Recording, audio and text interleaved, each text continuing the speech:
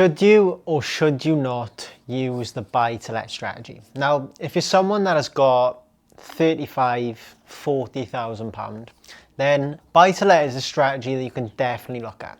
But in this video, I'm going to walk through the pros and cons of it, right? Because if you're someone that's got 35, 40,000 pound and you're going to use a buy-to-let strategy, then you're typically going to be leaving yourself a little bit short, because if you're someone that's looking to get into property or you're looking to buy a buy-to-let for the next 10, 15 years down the line, great, that's fine. But what I'm going to say is, if you buy a buy-to-let, you're typically going to be leaving a lot of your money in the deal, and you're going to make small amounts of money each month. So you're going to make, 300, 400 pound a month. But what's going to happen is that money is going to basically be sunk into the deposit. So I'm going to break it down for you now, and you can have a little bit of an idea on how it actually works as well, right? Because if you've got 35, 40,000 pound, then you may be leaving yourself a little bit short. And a little bit later in the video, I'm going to talk about how you can potentially look to make more on that. So you've got that money, you're going to buy say for instance, you buy £100,000 house. So 100k. So purchase price. Deposit with that, a buy-to-let mortgage is 25%. You're going to put a deposit, £25,000. And then you're also going to have your legal fees. So your stamp duty and your solicitor's fees. So that's typically going to come in around £5,000 for your stamp, and then another £2,000. So say £7,000, right? So that's solicitor's fees and stamp duty. So now we're up to 25, 32k. So you're going to invest £32,000 to own a property for £100,000. Now, yeah, that's good, and it's going to be a long-term investment. You're typically going to make, say, £250 a month.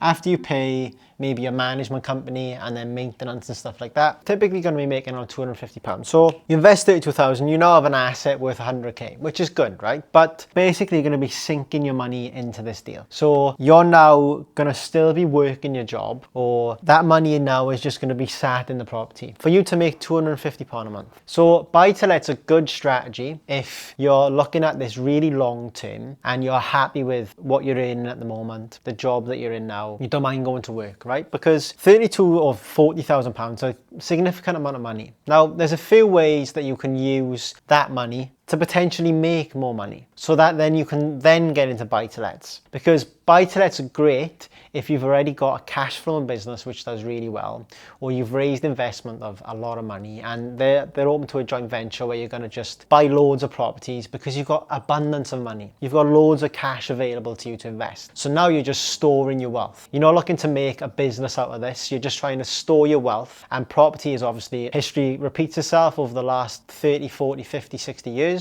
Then you buy a property, in the next 10, 15 years, it's going to go up in value, right? So this is buy-to-let. Now, again, if you've only got this money, you're going to be a little bit trapped. You're going to be stuck, because now your return on investment is not going to be great, because you're going to be earning this £250 a month, around £2,500 a year. Now, is that going to be able to replace your income and make you leave your job if you're someone that's looking to get out of your job? Now, there's a few ways or few other strategies that you can use to have a better return. If you've got that sort of capital, then there's a few strategies that are great. And now the main thing that I would focus on really is learning how to make more. How are you going to do that? Whether that's in property or whether that's through business. You may say to me, look, John, I want to get into deal sourcing. Now, to get into deal sourcing, you are going to need some money for education to understand how that works. But I'm going to walk through a couple of strategies that you can use now, instead of just, invest in the lazy way. If you're watching this channel, you're probably going to be looking to replace your income or build a property portfolio. Now, if you're just going to sink £35,000 into a buy-to-let, then that's going to leave you short of growing that, right? So strategies that you can use when you're starting out, or when you've got that sort of decent cash, but how can you now go and make more money on that, right? So there's a few strategies you can use. You could start with deal sourcing. This pen's going to die on me. You could start with rent to service accommodation. You could look at obviously getting educated to understand how to raise finance. So, how can you raise finance from investors to be able to JV or loan agreements. So a loan agreement is where an investor will loan you the cash and you'll give them the fixed return. And then a joint venture is where you'll buy the property together, the investor will put the money in, and you'll be the sweat equity that finds the deal or project manages the renovation, so that when you keep it or you sell the property, you're then 50-50 because you've done all the hard work, but the investors put the cash in. So that's how a joint venture usually works. And then a loan agreement, again, is just when they loan you cash. So say, for instance, you found an investor, they said, yeah, I don't really want to get involved in property, I just want to loan you the money.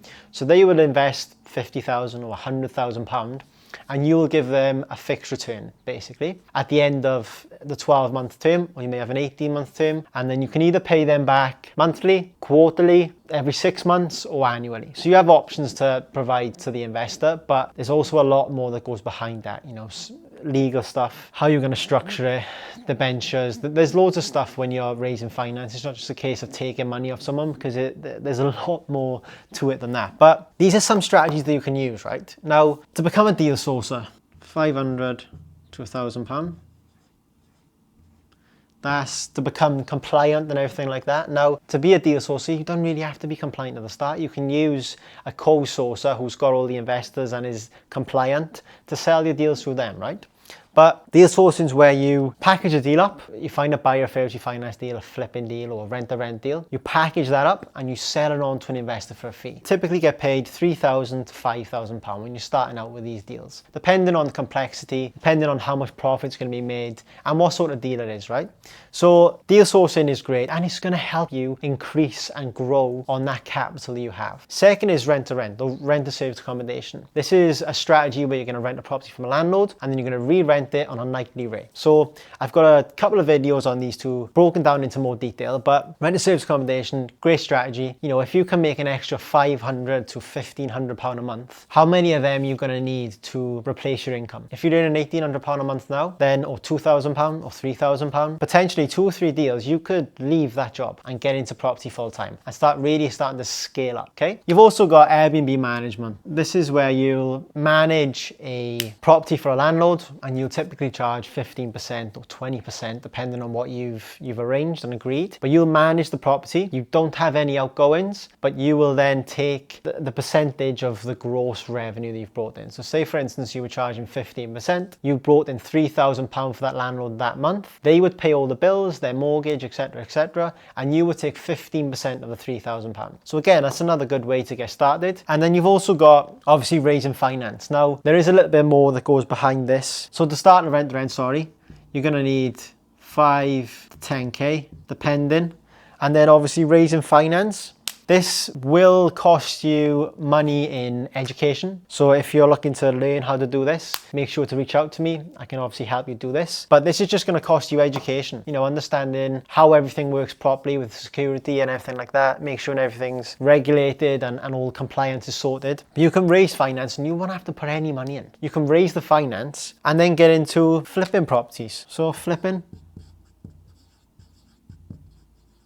You could find an investor that has £350,000, £450,000. They say, oh, well, look, I want to get into buy, refurbish, refinance instead of these other strategies. But using your £35,000 to £40,000 effectively is so important, because if you are going to look to just buy a buy-to-let, then your return's not going to be massive. But if you're happy for that and you're happy just to invest it and forget about it, years down the line, it's going to go up in value, you're going to do well, great. Or if you've already got a cash flow business, if you're already making 20, 25, £30,000 a month, then you can look at buy to let, because you're not really fussed too much on returns. You're just dumping your money into property to, help you diversify in your investments. But if you've got 35, 40k, these are, helping you build cash flow to improve on that, raising finance, getting into a deal, and then being able to flip the property, make more money. It's all about making as much money as you can when you're starting out so that you can then get into buy to let. If you are watching this channel, you're probably going to be wanting to make more than 35, 40,000 pounds. So these are a couple of strategies that you should use. Or maybe if you find another business venture, great. But understanding buy to let is so important. I have a lot of people that I speak to that say, you know, I want to get into buy to let. Okay, great. But what sort of capital have you got available to you? And a lot of the time it's, you know, under 50K. So you're going to be sinking your money into that deal. And it's going to take time for you to, especially if your idea is to leave, you know, get into property full time and leave your job. Buy to let isn't really going to give you that off the bat. You know, in 2 to 5 years time when you're refinancing the property and you're going to be able to pull some more equity, great. But you're not going to be able to, you know, have freedom today and leave your 9 to 5 because you're going to be sinking that money into a deal. So thinking of these other strategies is very important and something that everyone should be looking at. Thanks for watching, guys. I hope you got value from this video. And if you are looking to get started in property, please make sure to click the link in my bio. We can have a sit down, understand where your current situation is and see if I can actually help you. But in the meantime, like, subscribe, and I shall see you in the next video.